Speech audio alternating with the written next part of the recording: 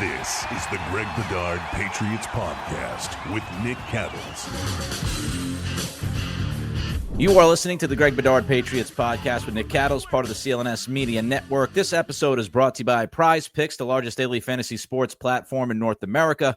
Download the PrizePicks app today. Use code CLNS and get $50 instantly when you play $5. All right. I've got questions for Bedard after the first week of training camp. We will get to those questions. But first, 5 things that Bedard has learned through this first week of training camp. Let's begin with the offensive line, Greg. What have we learned about those guys up front?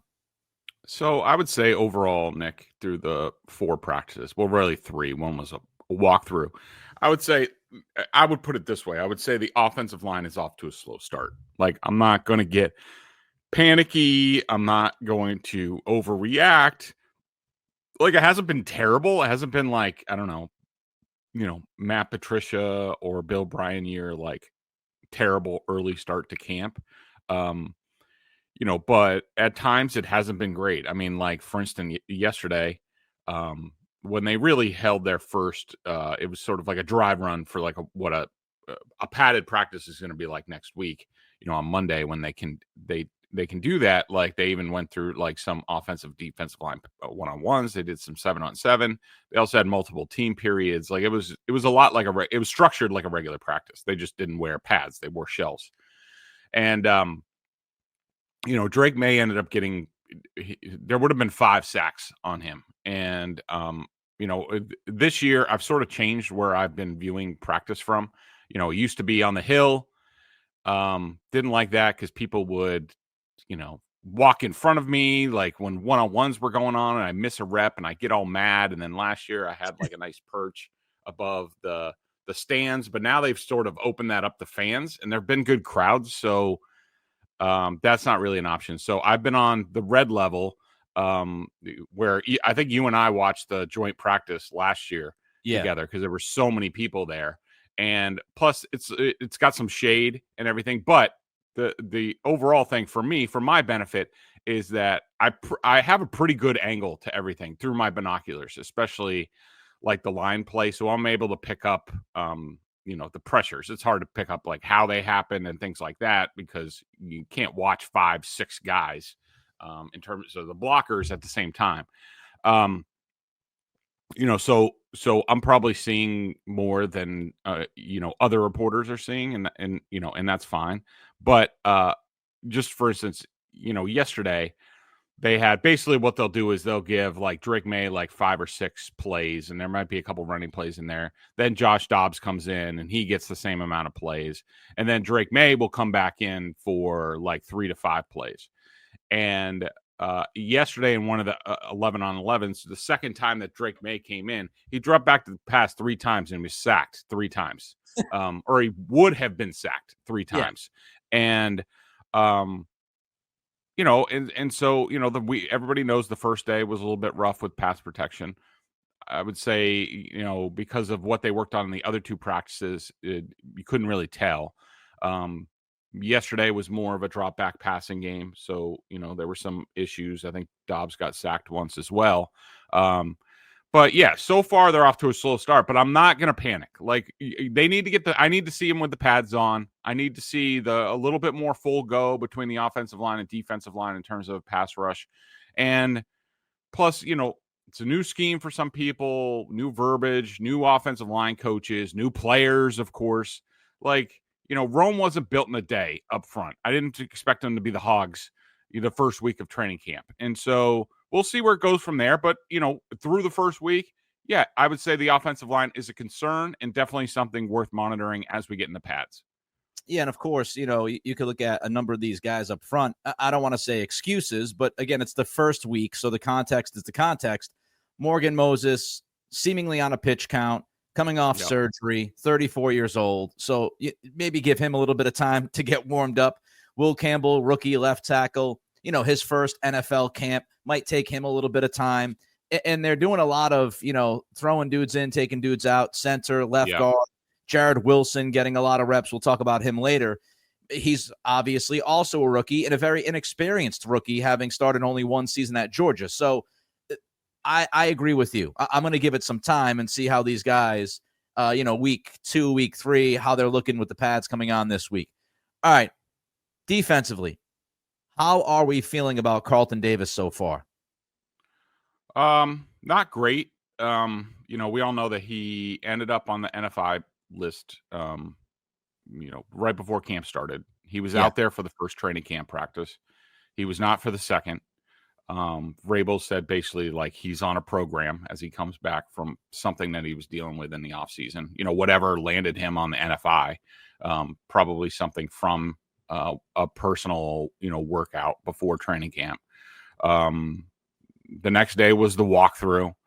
And then yesterday was when you start to get a little bit more concerned. So the way it looked at the start of practice, like Carlton Davis was going to take part in practice. And you figured after a walkthrough, very light walkthrough day, like pretty much everybody would be taking part. And pretty much everybody did. Like, iffy guys like, pitch count guys like Morgan Moses and Christian Barmore, like they took part. And Carlton Davis took the field looking like he was going to practice. Like he even had one of those padded, helmets that these guys wear to limit concussions and things like that. And, went through like warm-ups. I saw him on the bike.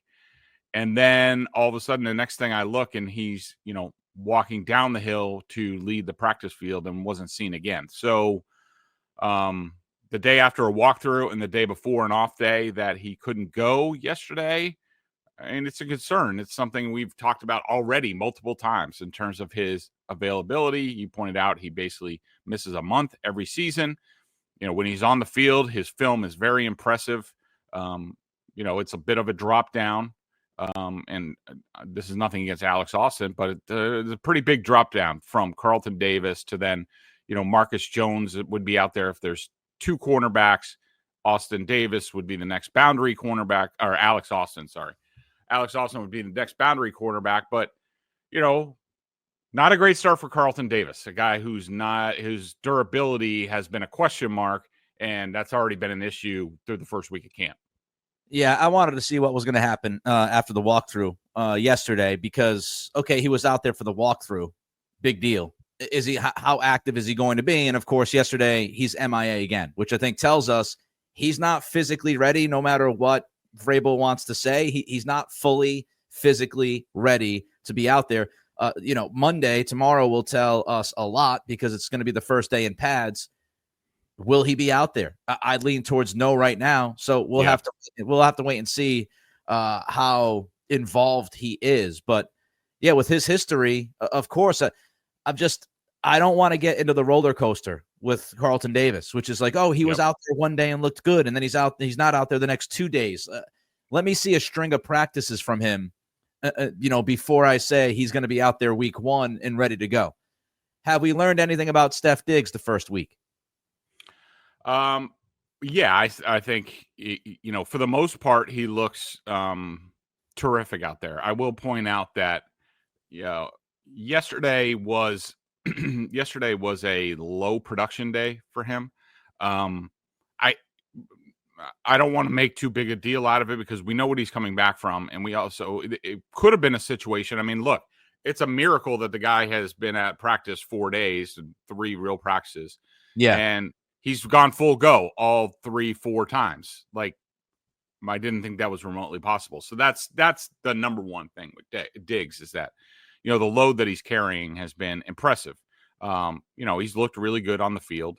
He certainly had his moments. I will say that yesterday, I can't tell if they told him, like, look, it's good that you're practicing. Like, we're not throwing you the ball today. Or, like, we're sort of managing you that way. Been like, Drake, don't throw to Diggs. Let him run his routes, but we're not throwing to Diggs. And because he wasn't targeted very often, I had him for, 1 drop.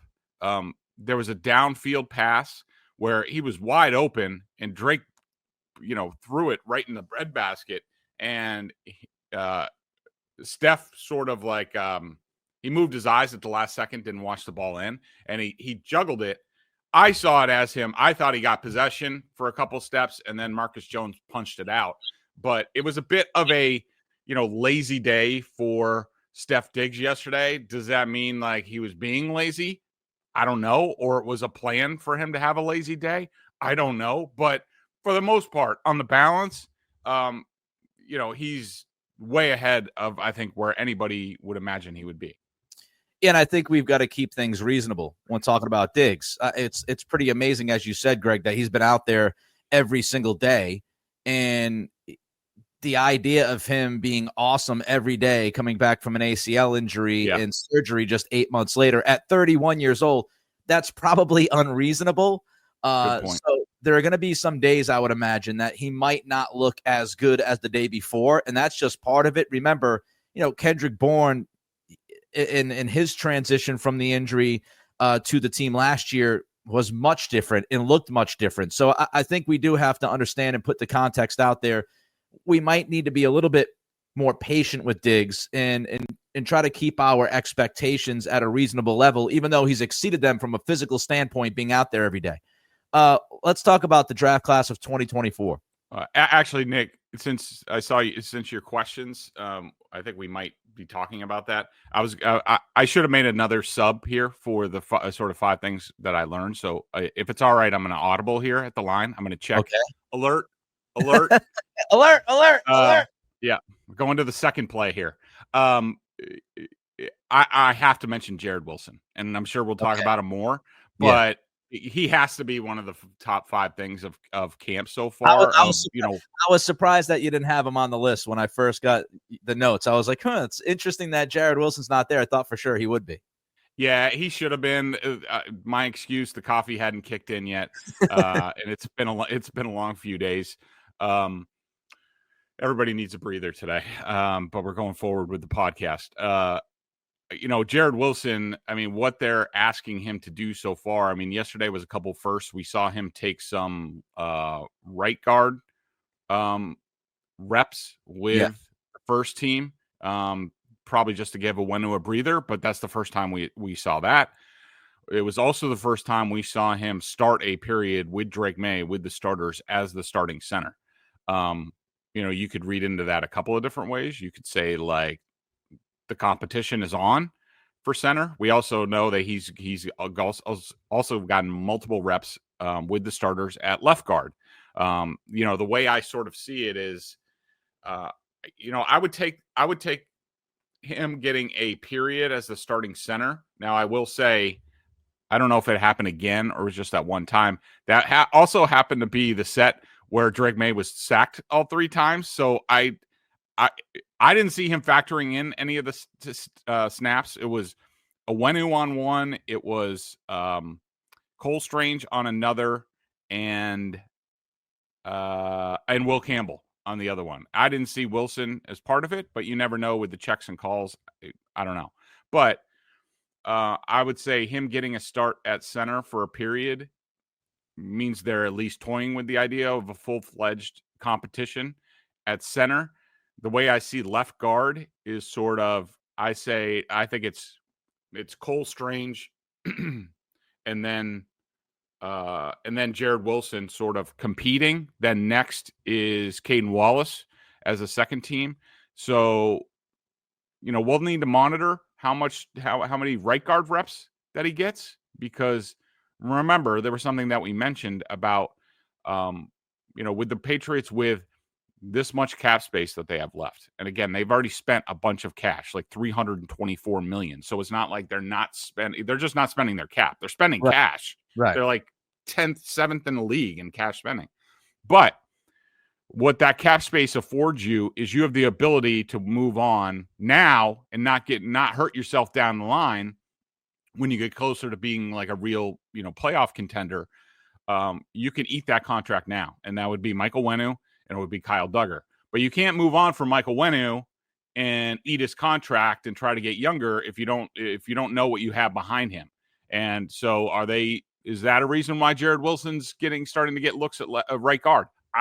I don't know, but there's no question. The bottom line is they are giving Jared a ton to do early on, multiple positions, including center, which is demanding. And that they have no qualms about it should tell you that he is extremely advanced for a rookie up front, and that's a great sign. Totally agree. I talked about this during the week. Solo, when you look at what they've put on Jared Wilson's plate and the fact that he wasn't out there really for OTAs, mandatory minicamp, Yeah. I'll say it again because it needs to be stressed. He started one season. He started one season at Georgia at center. He was a guard before the last couple of years at Georgia. So this is somebody that has 1 year of SEC experience as a starter, misses OTAs and mandatory minicamp, and day one of training camp, he's out there repping at not one but two spots, which is pretty amazing, especially running with some of the ones. And now, as you mentioned, Greg, he's thrown at right guard as well. It's rather obvious to me. The coaching staff thinks very highly of Jared Wilson, given the amount of responsibility and trust that you see from them this early in camp. And we'll see if he can continue to earn that, the trust and the confidence and the belief. But I think it's been a really good start for him. All right, we're going to take a quick break. Greg's going to tell you all about PrizePicks. I know Greg wanted to talk about the kicking competition. I'm making an executive decision. We might push that to a little bit later in the podcast. Come on, man. Let's get for doing special teams on my time. Sorry, Baragalas and Parker Romo. You kicked a little bit later. You're going to get kicked down the list. Actually, you did say 5 things, so we need one more thing. Let me ask you this then. The 2024 class, aside from Drake Maye, any reason for any hope so far? I would say no. I mean, Jalen Polk, it doesn't look like he's getting – I mean, I know he's doing work, and I see him sweaty, and, I assume he's working hard. I mean, I would think that he's somewhat close, but now you're getting into – so he's missed the acclimation period, Nick, and so now you're getting in a situation where the team's ready. They're going to pads. And this goes for Vidarian Lowe as well. Of course, not part of the draft class, but a guy that, we're waiting to see. And it's not like they're stocked at like offensive tackle with people. Right. But, now you're getting in a situation where the team's ready to get into pads. They've all ramped up. They're ready to go. Now, when Jalen Polk gets ready, is he going to be able to go full go once the pads are put on? No, he's going to need an acclimation process where it's, it's like, get a few reps here, a few reps there. Like, he's freaking far behind at this point. So, Jalen Polk, Javon Baker, we all know he's a long shot to make this team. He flashed on a couple plays yesterday, which was nice to see, sort of first time. Caden Wallace, despite the fact that they don't have any tackles, I mean, their tackles behind the starters are a 7th-round pick and Marcus Bryant, who seems to be doing a good job, which is awesome.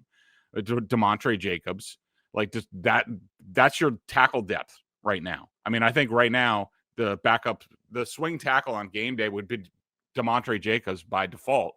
You would think Caden Wallace, who played right tackle at Penn State, who Elliot Wolf said, we think he can play left tackle, would be training up to be that guy. And he's just not getting any snaps there. He is now a left guard. And Layden Robinson is very far down on the depth chart. I think was Marcellus Dial part of that draft class. He might be, he might be the one with the most, with the best chance to like make this roster at this point. But yeah, right now the scenario that we laid out a couple months ago, that it's quite possible that we could be getting to the final cut down and seeing Drake Maye as the only member of last year's draft class on this team.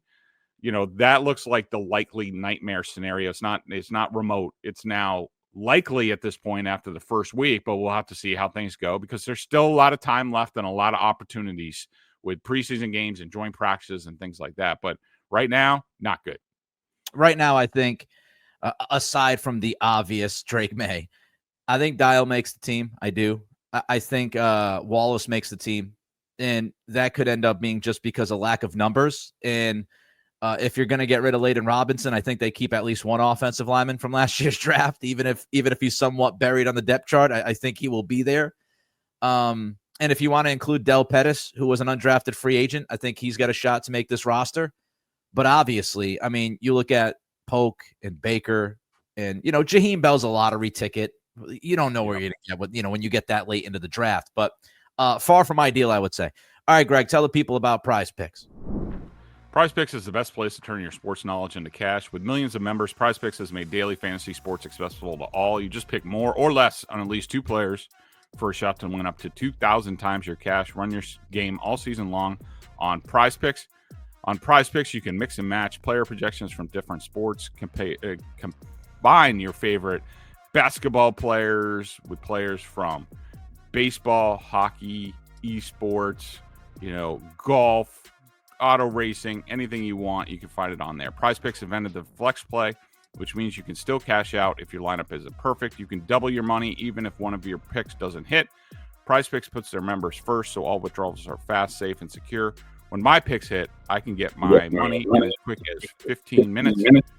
PrizePicks also offers weekly productions that can lead to big payouts like Taco Tuesday. Each Tuesday, PrizePicks discounts select player projections up to 25% to provide even more value for your lineups. Download your app today and use code CLNS to get $50 instantly after you play your first $5 lineup. Again, that's code CLNS to get $50 instantly after you play your first $5 lineup. PrizePicks, run your game. And, of course, for those listening, we ask that you subscribe to the podcast, like, and leave a review. And for those watching the show on CLNS, go ahead and hit that like button, give us a thumbs up, and subscribe to the Patriots Press Pass YouTube channel where you can find our show and a lot of other great Patriots content. Also, please make sure to turn on your notifications so you know when the big boy has a new video up. Also, check out BSJ, $50 for the year. Bedard Giardi doing great work over there. 1 week training camp in the books. We really start picking it up now. This week, the pads come on. Then we'll start talking about joint practices with Washington and then Minnesota. Don't want to miss it. $50 for the year. Take my word for it. It is a great deal.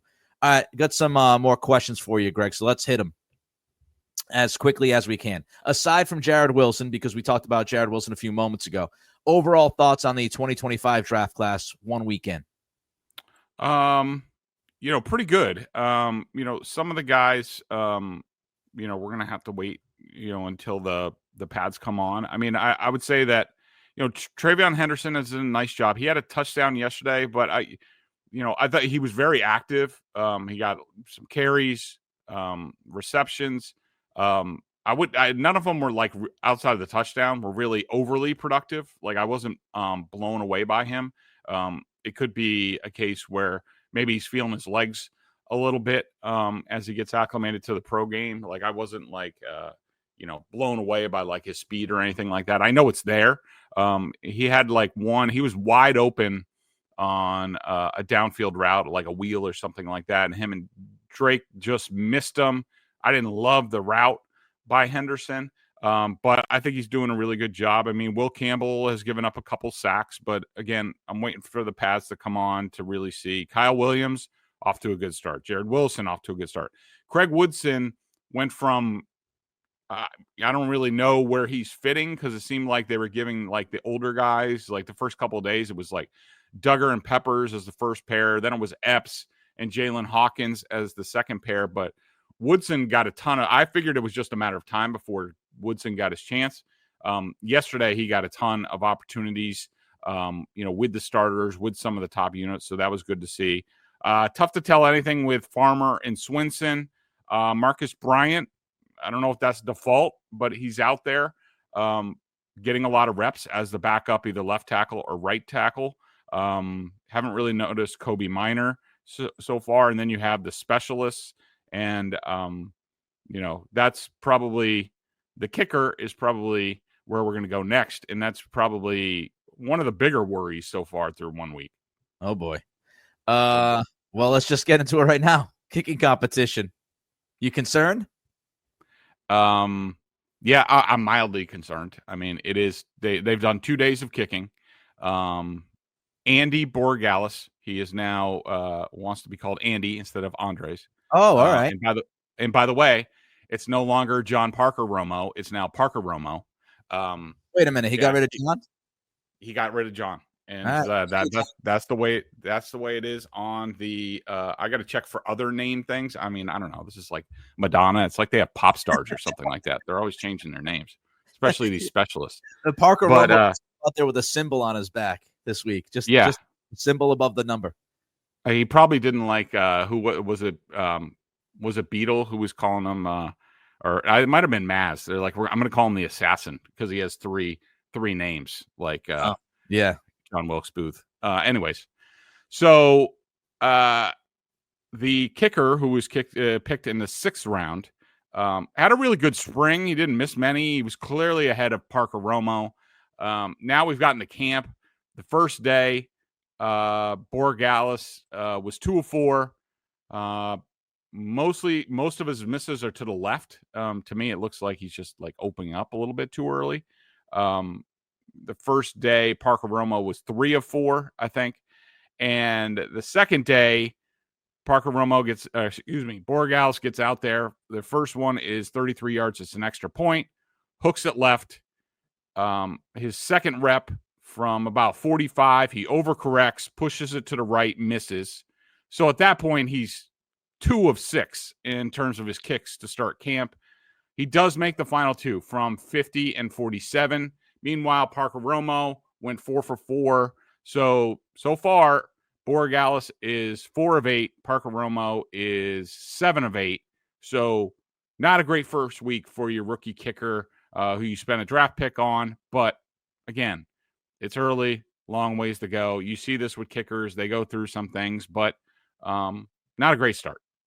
All right, let's jump to a wide receiver. I have nothing on kickers. Pop Douglas, the best wide receiver in camp. I mean, from what I'm reading and hearing, sounds like he's been the best guy at that position through the first week from beginning to end. How much better, Greg, has he been than the other guys? I would probably say, especially because he had a huge day yesterday, and there's a little bit of that frame of reference that we just saw. But yeah, I think he's been the best wide receiver so far. Certainly the most productive wide receiver so far, and I would say it's been a sizable lead that he has over everybody else. And of course, we know how the Josh McDaniels offense likes those inside slot type players, and he's also making some plays on the boundary and down the field. I'm sure everybody's seen the clip of the Drake Maye touchdown to Demario Douglas, where of course, Nick, guess who forgot about the coverage, allowed Demario Douglas to get behind him? It would be one Duggar? Kyle Duggar. Yep. Kyle Duggar. It's like just a repeat of last season and then the season before. But anyways, he's caught some passes on the boundary. Like, he's been really good. And I would say he's been certainly the most productive guy by far so far. One more offensive question. Well, we got 2 more. I do want to get to May, but let's stick with receiver. Certainly looks like it is, as of now, Keion Boutte over Kendrick Bourne. What do you make of that? I don't want to say battle, but what do you make of that competition between those two guys right now?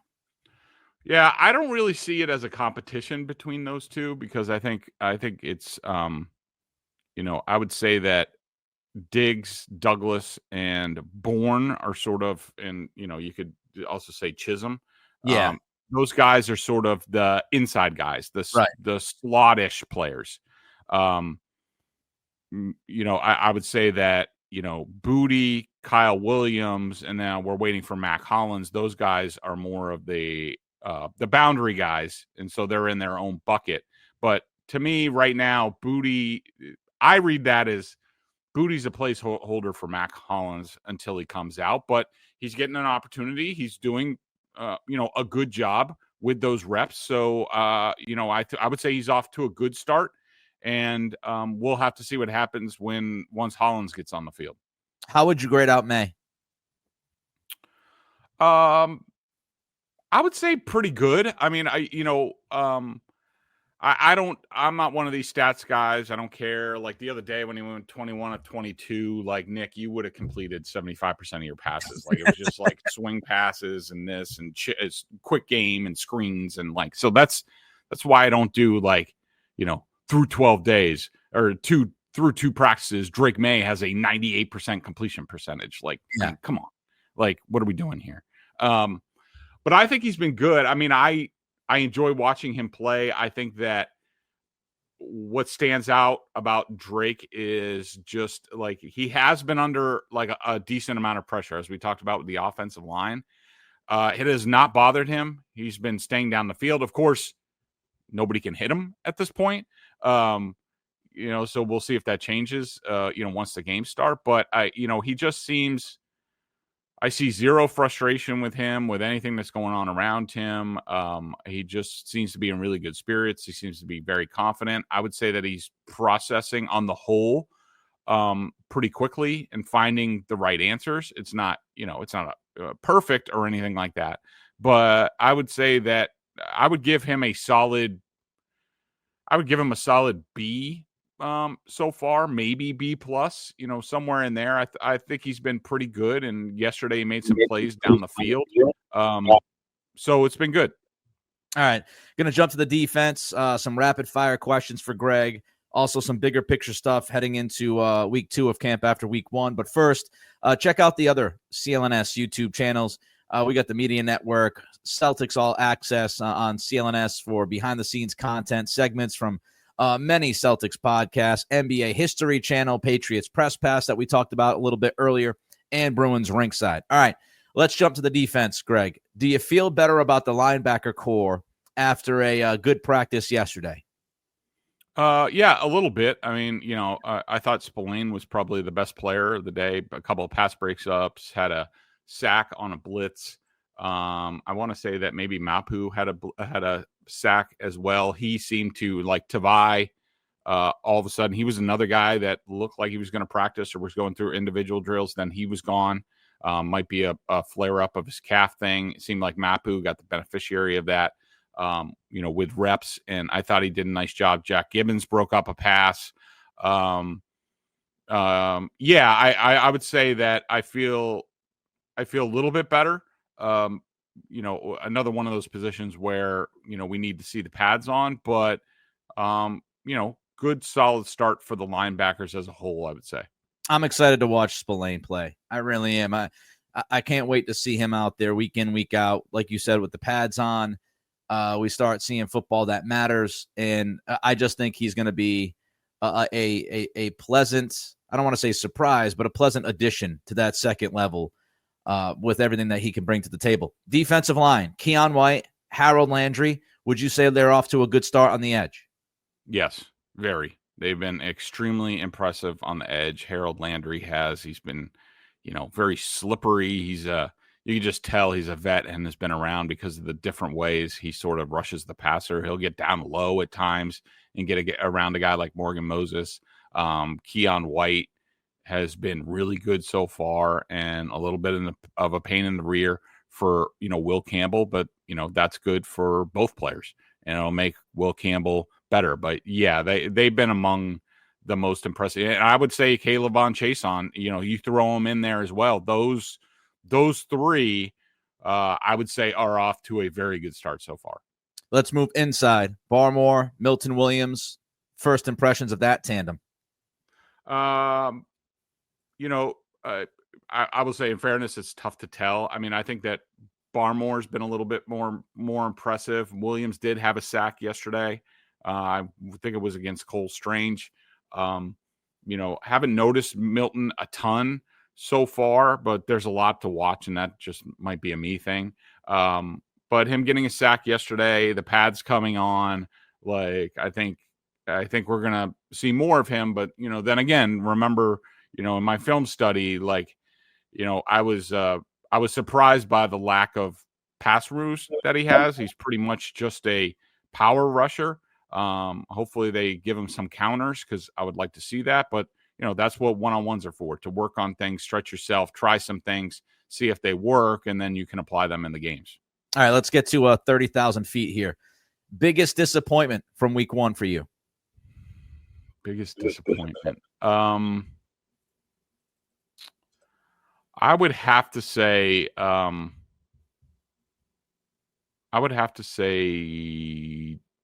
Jalen Polk probably not being on the field. He's a second-round pick. He needs to get going. And I don't know how you can pass your physical and then get tightness. Like, to me, it's like, was he ready to go? and I think it's like Giardi and Reese both reported as some sort of related to some muscle tightness, probably after his conditioning test and stuff like that. Like, that should not happen. Yeah. Like, you should be ready to go. Your injury was a shoulder injury. There shouldn't be anything wrong with your hamstrings or whatever. So to me, this just makes me further question on whether he's ready to be a professional and whether he has any chance of a spot on this team. Yeah, I mean, look, it's been a shitty week for him. There's no other way to put it. And I know Vrabel tried to put it nicely when he was asked about, Polk not being out there and what can he do. And later on, there was a question about Jared Wilson. And Vrabel mentioned, well, hey, he wasn't out there during OTAs. He wasn't out there during minicamp, really. And he did everything he could do away from the field to be ready for this moment to start training camp. And we see that with Wilson out there. But there's a difference, Greg. There's a clear difference because, your offensive line is a lot more thin. I mean, you've got 12 guys at receiver, and Polk is battling some dudes that are out there every day getting reps. And like you said, he's far behind. And he also has the 2024 stink burger following him around, which Wilson doesn't. So the reputation right now for Polk could not be any more different than his reputation at Washington coming out for the draft. And I liked him at Washington. I liked the pick. I have been incredibly frustrated and disappointed in what we've seen. And we know, I mean, y'all can Google it. Mike Vrabel in January of 2023 talked about soft tissue injuries and mentioned how Kevin Byard, never had any kind of a hamstring pull, never had an issue with that, and was calling out a couple of Titans at the time. One of them was David Long. I forget the other guy. But needless to say, Vrabel is not a fan of soft tissue injuries. So, and Doug Kyde says that's what Polk is dealing with. Not great. All right, so we went biggest disappointment. How about for you, biggest pleasant surprise week one?